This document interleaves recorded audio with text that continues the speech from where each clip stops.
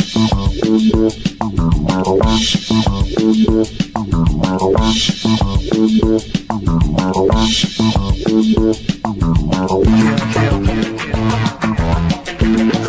welcome to Inside the Moms Club, where being a mom is the coolest place to be. Here in the Moms Club, we believe that what embarrasses you now will make a great story later. And let's face it, if you don't laugh sometimes, you're going to cry. Join us in having a good laugh together. I'm Monica Samuels. You are now inside the Moms Club, your private destination for all things mom. Hi, moms. Welcome to Inside the Moms Club. I'm your host, Monica Samuels, and I'm here with my co-host, Julie Orchid. Hello, Julie. Good to be here. It is great to be here. We're back here in Los Angeles. Yeah.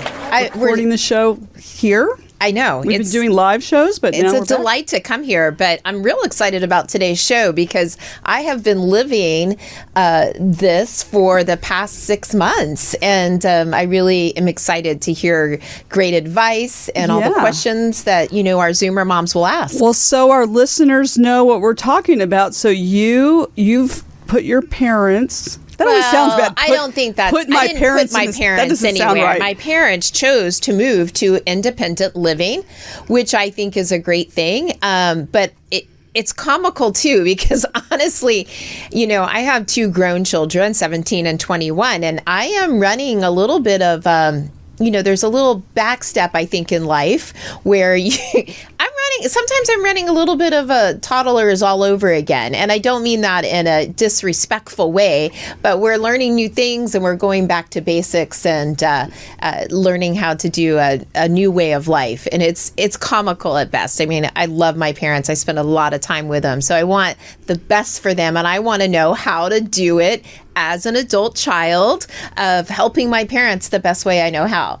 But we still have comical things. Well, I know, like parents. today you called your mother and you then showed us a picture of the inside of her ear because listen, the woman is not going to get FaceTime anytime soon. It's comical at best. I call her on FaceTime almost every day and I'm like, Mom, I'm looking at the inside of your ear again. She's like, oh, and then it's half the face. So we're still doing lessons on the iPhone, and it's comical. Then it took you a while to teach her how to hang up the phone. Which, like you said, she doesn't usually do it. So then you get to hear her talk about you with your father 100%. Behind your back, sort of. This is when they don't turn off the phone. When they don't know how to use it. And then they say things about me, and you're like, I can hear you. I can hear you. Yeah. So it's really, moving my mom there was the most challenging. She loves the part of not taking care of a house. She loves the part of people cooking for her. But quite honestly, getting your mom to make new friends or like other people has been the challenge for sure. I think it is. Well, so my mom, she lives between the three daughters. Right. Because when my dad died, she said she didn't want to live in the big house. So we sold the house. And then when she started living with us, she's telling everyone she's homeless. Which now that she kind of clarified it, but she said she likes it. She does like being with you. I kind of get what she's saying, too, though, is because she's almost like another kid in our house because we tell her, okay, you have your room. You can decorate your room however you want. Yeah, it's your room. Just can't decorate the rest of the house. So, yeah, it's not her own space that she can do with it. So that's, I get it. You and your sisters are really great people because my mom and I are not afraid to admit we're not living together. Like, that is not an option. We cannot coexist like that. So when I moved my parents into this facility, which is great, by the way, there's a gentleman who sits on the bench outside the place. And every day when I pulled up, he likes to go, welcome to the mortuary. And I was like, okay, listen, I'm having a hard enough time with my parents. Can you please not say that every time that I pull up to come visit my parents or help them do something? Yeah. So, I mean. Well, yeah, my grandfather, when he was living in Florida, said it was God's waiting room. So he was, no. I mean, the jokes are endless. Yeah. Kind of a little dark humor about everything. I hope someone can give us some expertise on how to handle this. Someone can. We are very excited today to have with us an expert on senior topics, and she's dedicated herself to educating both parents and children on how to navigate senior and retirement living. Mm-hmm. Please welcome Martha Bonilla. Martha, welcome to the Moms Club. Hey, Thank Martha. you. Thank you for having me.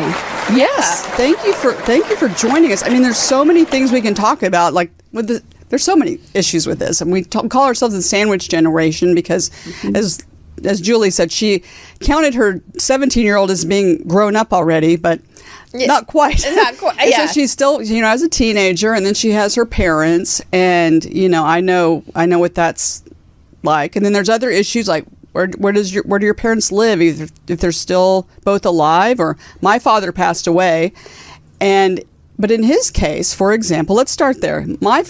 Some people don't want to deal with end of life issues, like what's the last quarter of your life going to look like, and then what happens when you pass away. And so in my dad's case, he was never going to die. In fact, he told us that if we had to keep him alive with a bicycle pump, we were supposed to do that. And he even had, I remember one time a funeral home called him and asked him, gave them all their options. And finally they said, well, are you interested in any of this, Mr. Leiter? And he said, no, you haven't talked about the one I'm really interested in. And he said, well, what is it? He said, taxidermy. So my dad was always joking and, just not, and that's the way it was until he died. And then we had to deal with all of that. And like with no planning, like what happens to my mother? Where does she live? What do we do? The funeral, everything. And so it wasn't planned at all. So there, like I said, there's so many issues related to this. So let's start with the first. Your parent is aging. They're not in a place where they're not able to take care of themselves, but that, they're probably better not living alone in their home. How do you approach that as the child? If they're like my dad and they're not willing to accept they're not 20 anymore, or I think the conversation has to start way back. People who come into my office are either planners or procrastinators, and the person that has planned is one that has come early in their parents' journey. Maybe they're researching, maybe they're doing their homework, so to speak, but learning about all the senior living options out in the community where they reside. The hard thing for adult children is adult children have planned for their weddings, planned for their children to go off to college, planned for early retirement. But have your parents planned for their retirement or their next chapter in their life? And so the adult child is sometimes caught in the middle. And that's what we call a sandwich generation. But I think you've got to do your research. I think you've got to do your homework in finding the right community, whether it be having home health come into the house or actually looking at a senior retirement community. So at a place, for example, what if they want to stay at home? And you're talking about home health, and that can be, there's issues with Medicare coverage, like who will pay for it. On all of this, there's issues of who'll pay for it. So the payment plan is, some of our seniors do have long-term care insurance. Okay. Sometimes those plans actually cover home health care in the home. And I want to give you some actually tips on what you need to be looking for. But if you are looking to keep your parent in the home, that's great. If they're safe, that's great. But there will come a time, because the last 5 years is going to look a lot different than the next 5 years. So you need to be able to plan. You need to be able to say, this is what I am thinking, and don't say that out loud. Never tell your mother or your father what you think.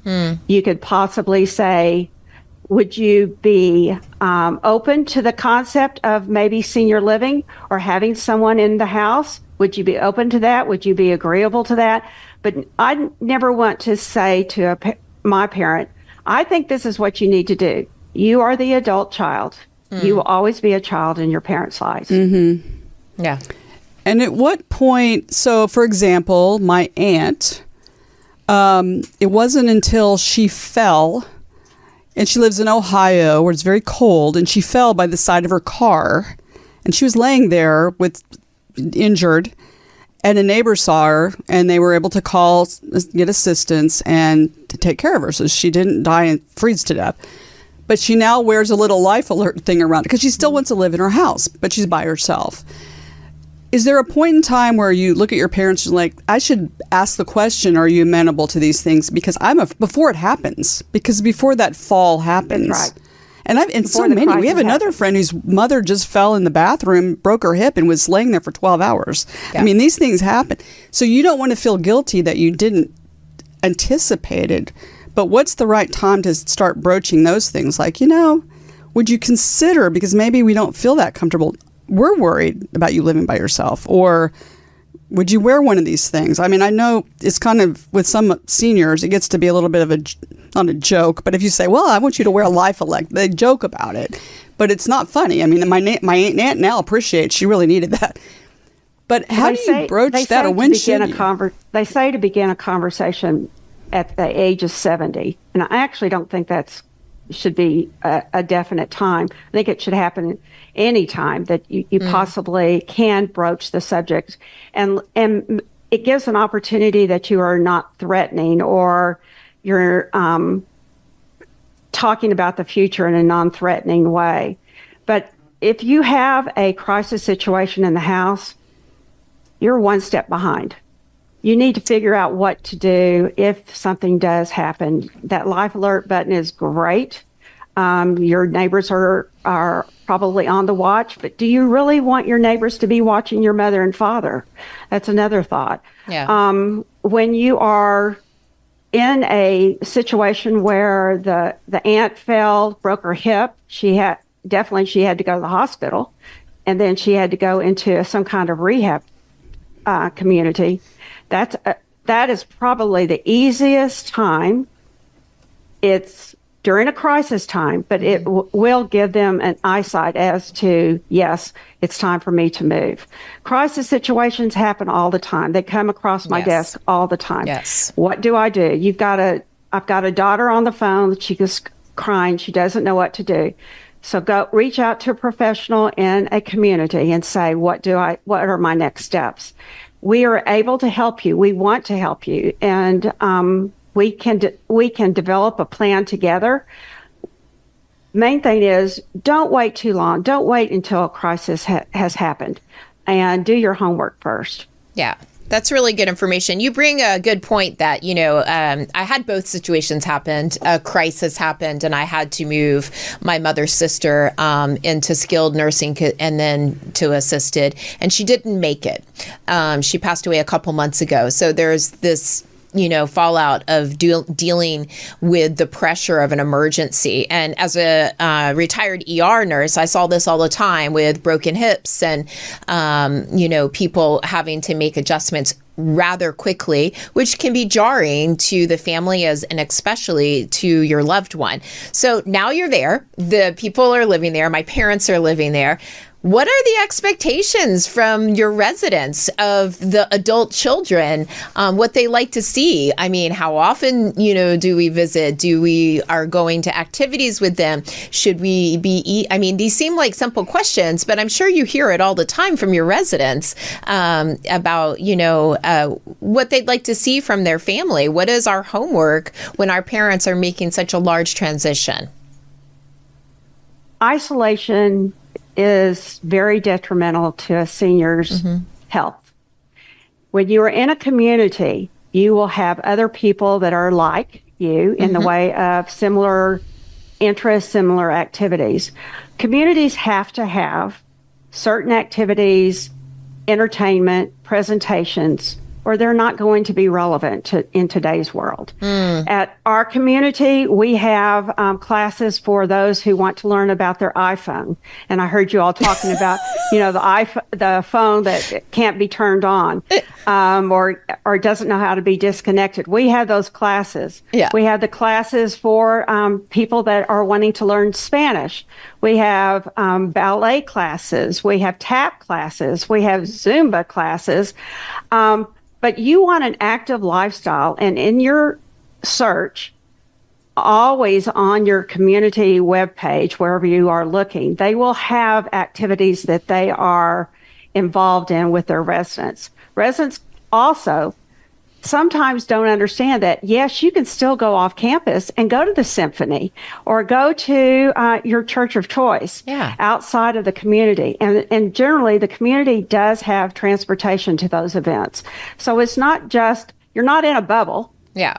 We want you to be able to experience those things that are outside of the community, but you do want to have that social engagement opportunities for your parents, whether it be just if some people only want to see other residents during dining times, that's fine. Okay. Because one of the most common concerns and subject matters is the food. And they all can gripe, and they all can say, yes, the green beans, they looked yellow today. And that gives them a commonality, and that gives them the interaction with other people. So social isolation, we do not want to do that. We went through that COVID time. Yes. We are, a community setting is so, so wonderful for a senior who really chooses to. So do you recommend showing up and maybe getting that going with your parents, or is that something that's not frowned upon by some of, I mean, honestly, my mom will tell you, Julie, the biggest thing is, what if I want to stay in my pajamas all day and I don't like having to get ready and put makeup on? Yeah. And she'll crack the door about this much if you knock on her door. I was like, Mom, it's me. Let me in. Like, you know what I mean? And so I feel like I need to draw her out a little bit because that could happen. But I don't want to look like I'm holding my mom's hand walking around. I want to give them their I don't want that either. We love to have ambassadors at our community, other residents that will knock on your mother's door and say, Shirley, let's go down to Bunko. Yeah. Let's go down to play dominoes. So we try to interact, and you can get that started in whatever community that you are looking at in the way of And they're not going to tell my mother that I set that up, are they? No. I'm just kidding. But generally, a community that is vibrant, relevant in today's world is going to have that interaction, that activity that your mother might enjoy. Okay. She just has to walk out the door. I got you. Walk out the door. My dad always used to say that the magic of turning 80 is that you can suddenly say anything that comes to your mind without any reservation, and what are they going to do about it? And so my mother and father, had to go to an independent living place at one point because their house, there had been some problems and they had to leave their house. So they went to independent living for a short period of time. My mother did not like it because she said that was the clickiest group of people I've ever met. I go to the dining hall, but she said they don't hesitate to tell you, you can't sit there, or you're not, don't sit at our table. Or like they were like elementary school kids, but with a big, no filter whatsoever. And so she didn't like it. So do you ever have to rein in some residents or try to referee this stuff? There are mean girls, some of them. Yeah. I mean, I don't think it changes whether you're 96 or 5. I agree. There are, but you've seen it all. I have seen it all, but I do think you've got to get your parents to buy into the situation of a senior living. Earlier, someone said that I think you need to go look at other communities. You need to do your homework as the adult child without your mother and father. Mm-hmm. Go and do your homework. Go and walk on the campus. Go at different times. Make an appointment. We'd like you to make an appointment. But go at different times and then narrow it down to 2 or 3 communities. And then take your mother and father. Ask for a meal because at mealtime you will see either yes, I will fit in, or no, I will not. Okay. But I do think you as the adult child has to actually walk the first steps by yourself. Okay. That's a really good advice. But I have kind of a funny question because I was obsessed with it. I'm sorry. Do you guys have watch parties for the Golden Bachelor? I mean, were people obsessed with this? I think because I'm aging and I'm single. Julie was I was obsessed. obsessed Do you want to with. hear a funny story? Of course I do. I was like, are they watching it? Like the younger Did people? you want? I don't know if you know this, but I did. I applied for the Golden Bachelor. You are kidding me. Oh, wow. That good for you. Yeah. No, and I will tell you, when I applied, I had to have a young person help me do the application. And but then that day, I went up to my residence at a happy hour and said, "Guess what I did?" And to this day, they keep saying, "That guy, he should have chosen you. That's he should right. have chosen you." But yes, they get together, and something like that gives them that common sense of belonging with each other. Oh, They yeah. have such great spirits. It's lots of fun. It's lots Good. of fun to watch.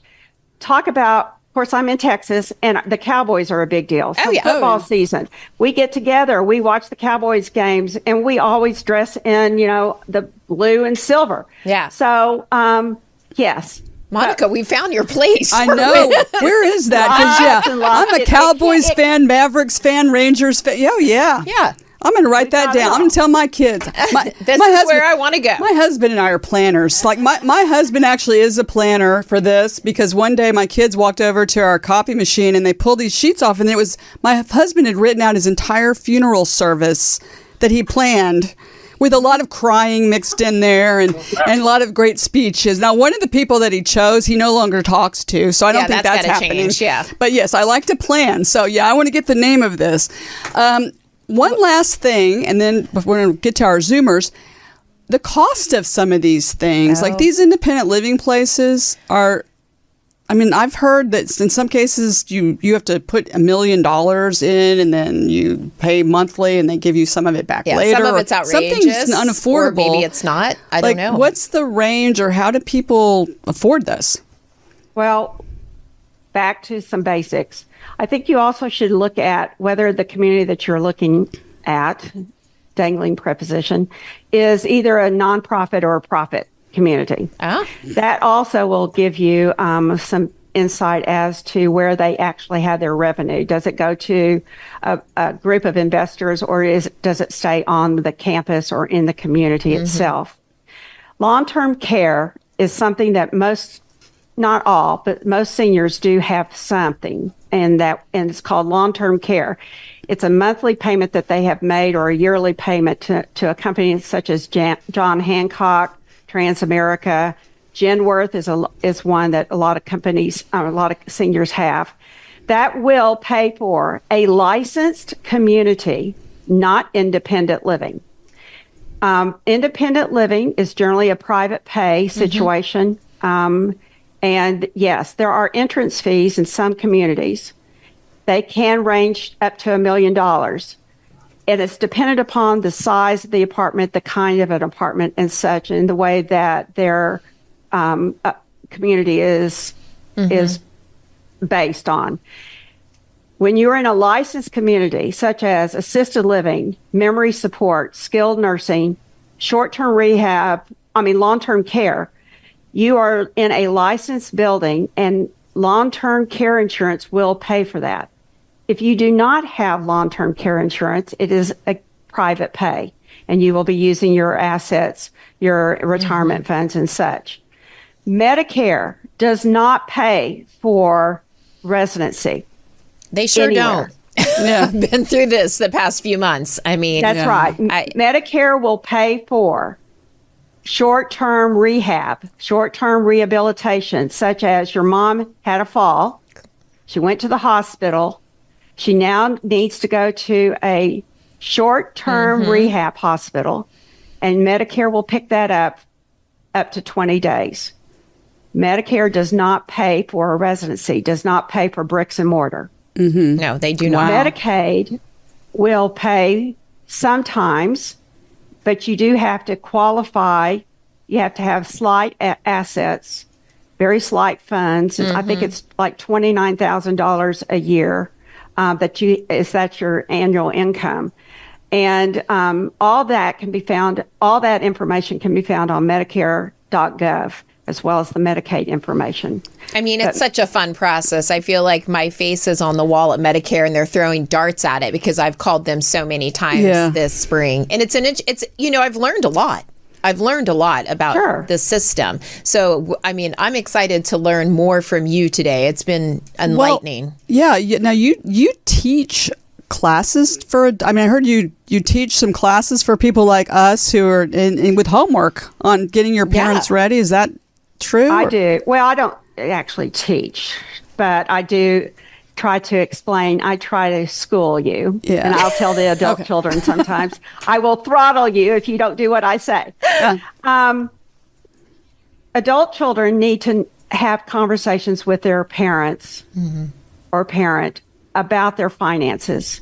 I know it's sometimes a little bit awkward to do so, but you need to know what kind of finances your parents do have, whether or not they have long-term care insurance. Yeah, critically important. Who their financial planner is. Yeah. Do they have a power of attorney instruments already in place? Yeah. If you don't know those answers, that is your homework assignment. Yeah. Because that will give you a blueprint as to how you make this journey, what communities that you can go to and afford. And one of the things that I hope I get this across, when you come into my office and you are looking specifically for assisted living, I can help you in assisted living, but I also want you to understand what it's going to cost you in 5 years when and if your parent needs long-term care. Because if they need long-term care and you have slight funds in assisted living, those funds have to last you throughout. So I want to make sure that you understand how much it's going to cost you today, knowing what it's going to cost you in the future, because healthcare is only going to go up. Yeah. Yeah. Well, don't just plan for today, plan for tomorrow. And those are important conversations to have. And you're absolutely right. You need to pick the right time to do it, too. My husband chose to bring these subjects up during Thanksgiving with his parents. Thanksgiving dinner, it did not go well. So yeah, pick your time. Well, we have some moms who would love to ask you more questions. I know they have a lot of questions. So let's welcome our Zoomer moms. Welcome to the Moms Club.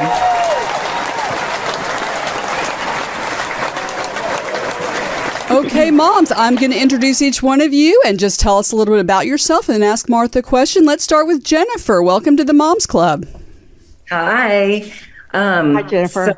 It's so nice to meet you. It was so nice to meet you. And it was so nice to listen to everything you had to say and see your beautiful facility and just the way you light up when you talk about it. Yeah.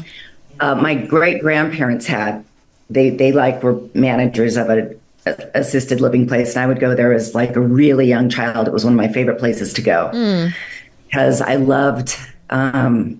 just loved all the people there. You know, they had piano and all of that. Mm-hmm. So you've answered almost all of my questions, I think. I do have a friend, but this is a serious thing. I do have my best friend who is taking care of her father, who's I think he's 88, and he has Parkinson's, and he's losing his memory. And she's been taking care of him. And, you know, she works from home as much as she can and has him go to daycare. But it's getting to the point, I think, where it's become overwhelming for her. And she's really resistant to, you know, making that transition. And how do I talk to her? Or how do you bring them to? Well, there are programs in communities called respite programs where your friend can let her father move into an assisted living environment or the appropriate placement for a short term. That gives them a trial situation as to whether or not assisted living or wherever it might be is appropriate for him. He'll get all the services and the meals, the transportation, the assistance, help in showering and such. Also gives her a time of reflection for herself. It's a respite for her as well. And that's what I would suggest if she is not able to break away or she's not able to actually consider a permanent placement, then I would suggest let's do small steps. Come to a respite. And honestly, Parkinson's, it is a great opportunity in most communities for that person who has Parkinson's to experience the exercise classes that generally they have every day, to experience the voice, speech exercises that they have, water exercises. I'm a big supporter of Parkinson's rights. I would love to talk to your friend, but there are those support groups out there as well. But I would suggest you do a baby step for her. Let her do a respite situation in a community. Yeah, excellent advice. That's great. Awesome. Thank you. Nancy, welcome to the Moms Club. Tell us a little bit about yourself, and do you have a question for Martha? Hi. Oh gosh, I have so many questions. Oh, good. My name's Nancy. I'm a widowed mom of 3 teenage sons, and I have parents who live on the opposite side of the country from where I am, who are in their mid to late 70s. So it's interesting. I grew up in the Northeast outside of New York City, and in my experience and seeing my grandparents age and go through this kind of period where my parents are today, there weren't communities like yours. It was basically convalescent care or in-home care, not maybe assisted living. I didn't know and still don't know of any independent living communities around where my parents are right now. And I'm just wondering, I work in marketing. So it seems to me like, at least for Gen X, there is in the boomers where my parents are, there could be a branding issue around these communities, because when my parents or even I talk with my contemporaries that live in that part of the country about this, it's like a nasty taste in your mouth. No, you make it sound beautiful and fun and exciting and part of a community and make friends and do all these things and keep learning and growing even into your older age.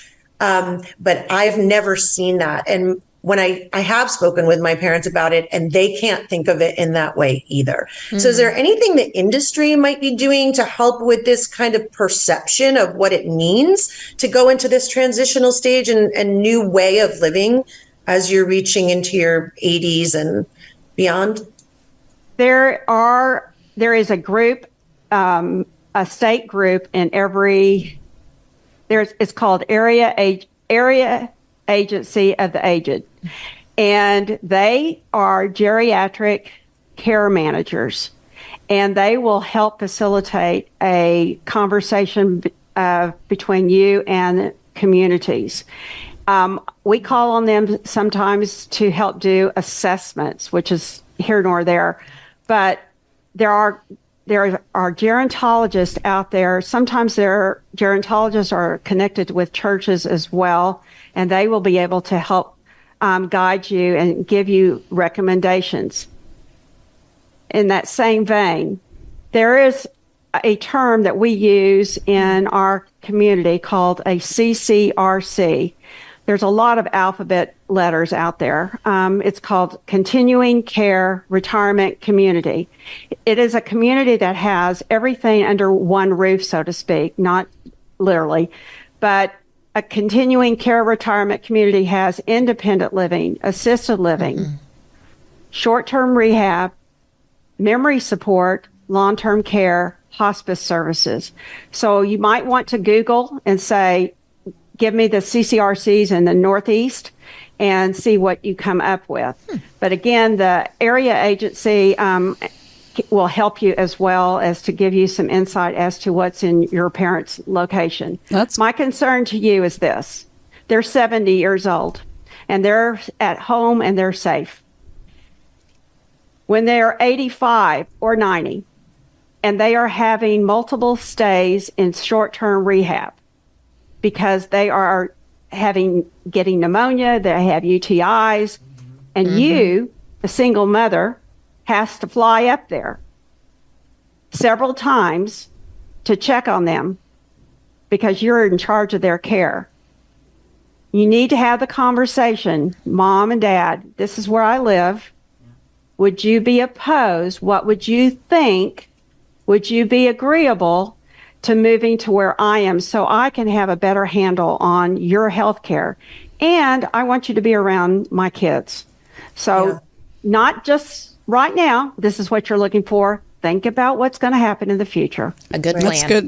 That's good Thank advice.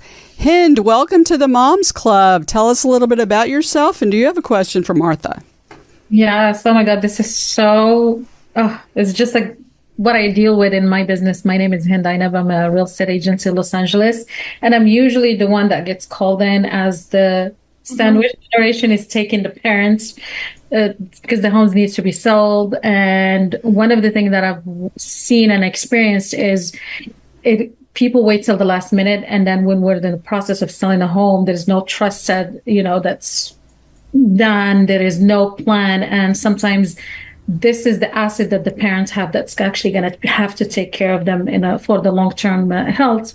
So my question is there any place where I can send the kids to really learn about how to set everything up financially, legally, so when we're in that process of selling the home and moving the parents, that there is a plan, a financial plan, that money is or that asset is going to take care of the parents? Is there anywhere I can actually send them? And this has been really beautiful. Just I'm sitting there, I'm like, I should think about that for myself too. I don't know where you live. In Los Angeles. Yeah. I'm sorry? In Los Angeles, in California. Oh, Los Angeles.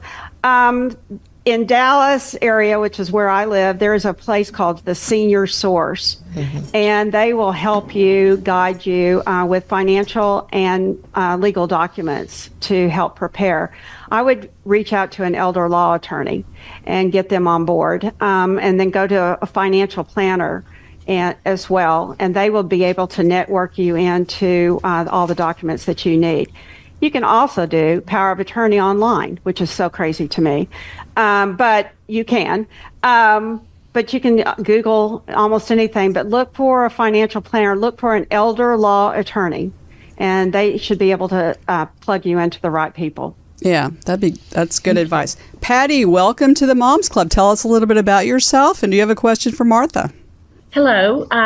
Yes, I do have a question for Martha. I am Patty. I am a single mom with an 18-year-old about to go to college, and my parents live just a few blocks away. I'm fortunate. My siblings and I are all within a couple miles of my parents, and they're getting older. They're 85, still living independently, but I'm beginning to see my mother slowing down and some changes in her health. So I know you don't want to wait till the last minute. I don't want that there to be some sort of a crisis. But in your experience working with the adult children, Martha, how do I get my parents right now they are independent, but at some point they may need the assisted living. So getting them over that hump, or let's say they do have to make the move to assisted living, but they're hesitant. How do you get them? I can't tell them what to do, but it's in their best interest, to have that additional support in their daily living activities, eyeballs watching over them, and then the socialization piece is critical. Oh, yes. So what has worked for you in the past with other families and helping get the parents over that hump? Well, you want to honor their wishes and honor their thoughts on moving to a senior living community. I would just start with the conversation. I want to honor your wishes. I want you to be a part of this decision-making process. I don't want to make this by myself. And generally, that's what will happen. You'll have the adult child and the mother or father coming in, and everyone listens to the same information at the same time. And adult children come at it a different way. They are worried about care and assistance of their families.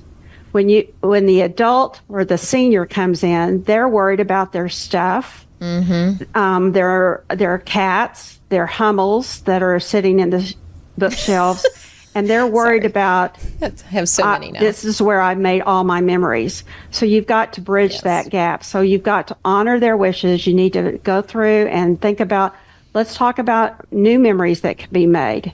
And also, I think it's a hard time for them. And you have to be cognizant of that fact. It's easy for us because we kind of throw things around and we move on to the next thing, but they don't. They ponder and ponder and ponder. And it may take a few times for the parent to say, you know what, you are right. But let them make their own decision if you could possibly can, without a crisis situation. But honor their wishes. Take it slow.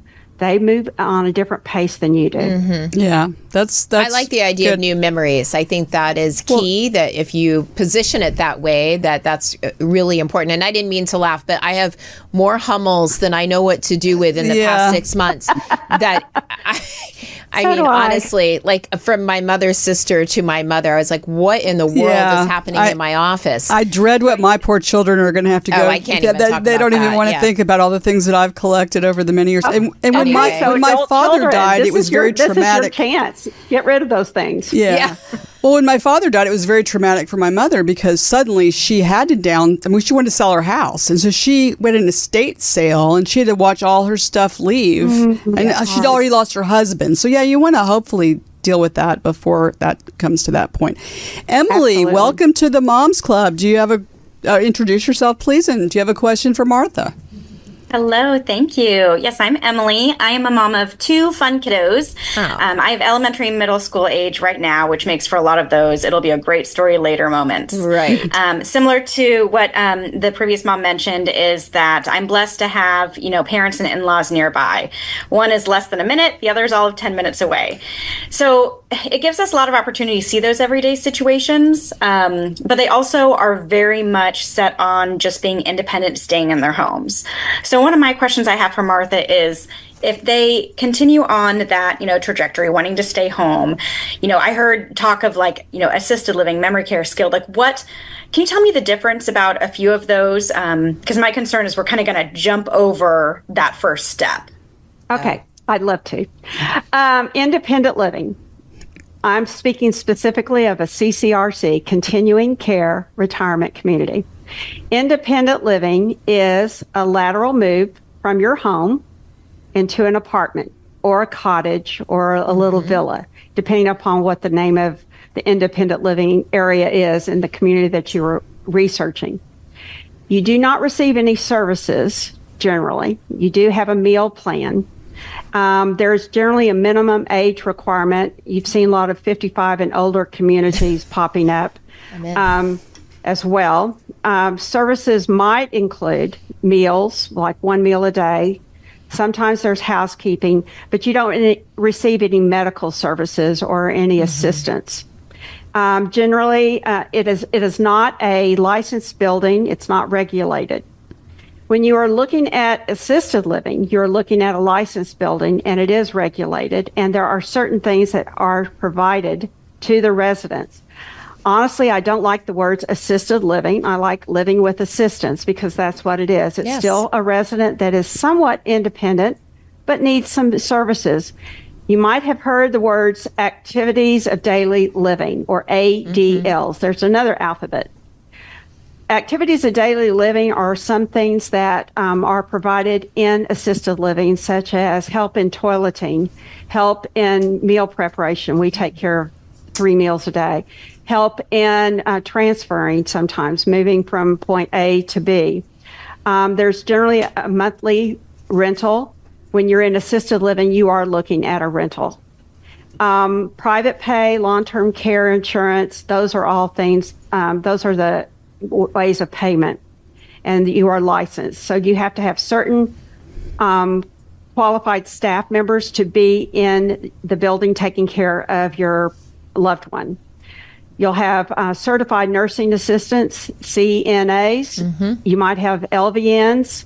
You might have a director of nursing. Those are all people that work inside the assisted living environment. Skilled nursing. I like to say skilled nursing is an umbrella. Underneath the umbrella of skilled nursing is short-term rehab, which we've already talked about, is covered by Medicare. Long-term care is what you and I would refer to possibly as a nursing home. It's an area both that our skills are required, nursing skills, medical skills, for the safety, and they're 24/7 for the safety of the resident. So you have those areas. Sometimes when you are looking, not sometimes, this is always fact.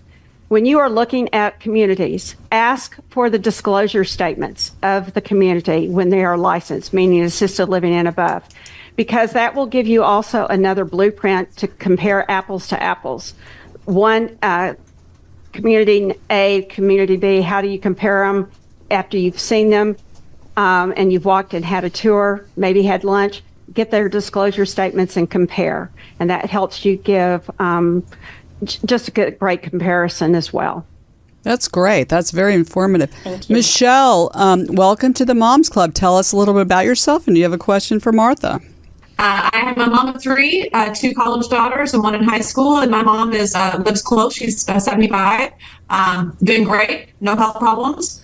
But I watched my grandparents and my great-grandparents go through the whole formerly known as nursing home situation, and it wasn't really very pretty. And so I think this upcoming generation, the boomer generations, really kind of changed the landscape of this. Could you talk to me about how senior living and retirement looks so different than it did 20, 30 years ago?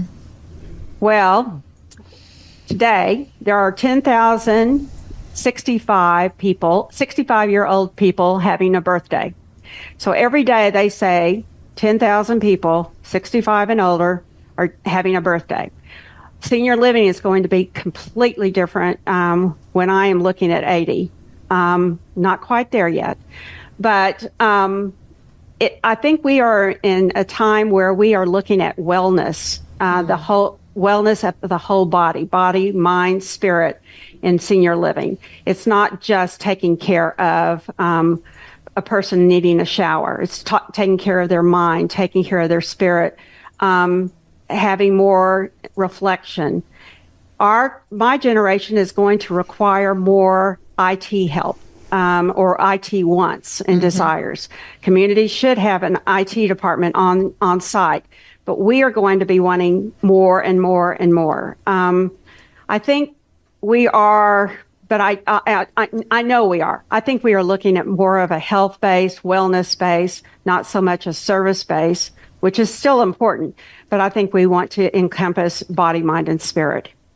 Beautiful. That is great. Years. Well, Martha, this has been so informative for everyone, and not only for our own parents, but just to plan ahead for ourselves. I mean, you answered my question. So we don't burden our children with a lot of... How old do you have to be? Well, I'm definitely coming to your retirement. I mean, now that I know that you're all cowboy, I mean, hey, go Cowboys. I'm all for it. So, that sounds great. Well, where can we find you on social media? Where can people reach you? I work in a community, a CCRC, get that, CCRC, in East Dallas called CC Young, and it's a nonprofit community. We can hopefully shoot you my email address. I'm happy to talk. I love my job. It's not a job. It's really a service. At one time, I sold black pants to elderly women in Talbot's, and I knew from that moment on I wanted to help and be of service to the senior women and men. So, you're a total rock star in this industry. And why you didn't get picked for the Golden Bachelor, I've got something to say about that. Well, there may be another... I don't know. We'll help you with your next application. Maybe they didn't, that young person didn't just help you. We could jazz it up a little bit for you. So that sounds great. Well, thank you so much, Martha. You're so welcome. Well, we also want to thank our sponsor, NuCalm, which we absolutely love. It's an app that you can get, and it helps you with sleep, focus, energy. I mean, Julie and I would not be here but for NuCalm. We are better roommates because of NuCalm. We listened to Deep Sleep last night, and we feel terrific. Good. And here's the great thing, moms, listen carefully. when you subscribe to Newcom, if you put Mom's Club in the code at checkout, you will get 15% off every month of your subscription, not just the first month, but every month. So go to the Newcom app, buy it, subscribe. And I always misspell it. So how do you spell it? It's spelled Nucalm.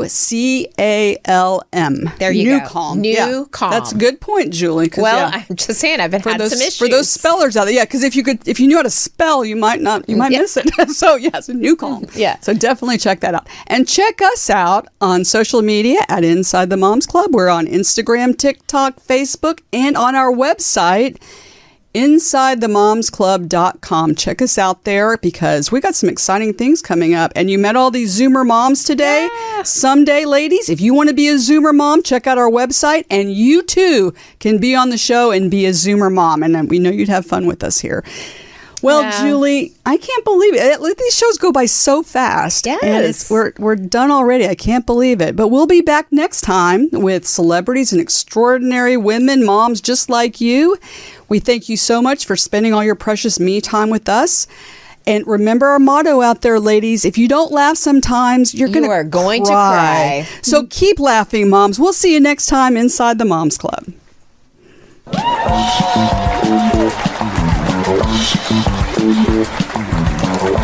Thank you, Thanks, ladies. Zoomer moms. You were great.